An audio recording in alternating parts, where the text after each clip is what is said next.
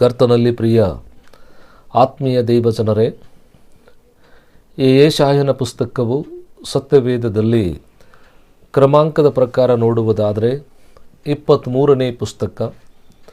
ಇದರಲ್ಲಿ 66 ಅಧ್ಯಾಯಗಳನ್ನು ಅಡಕವಾಗಿದೆ. 1290 ವಚನಗಳನ್ನು ಹುದುಗಿದೆ.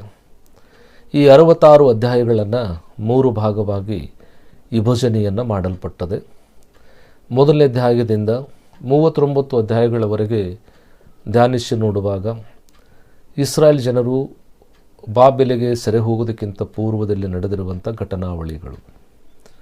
ಇನ್ನು 40ನೇ ಅಧ್ಯಾಯದಿಂದ 55 ಅಧ್ಯಾಯಗಳನ್ನು ನಾವು ಗಮನಹರಿಸಿ ನೋಡುವುದಾದರೆ ಇಸ್ರಾಯೇಲರು ಸೆರೆಮನೆಯಲ್ಲಿ ಬಿದ್ದಾಗ ಅವರಿಗೆ ಶುಭ ವರ್ತಮಾನವನ್ನು ಸಾರುವಂಥದ್ದು.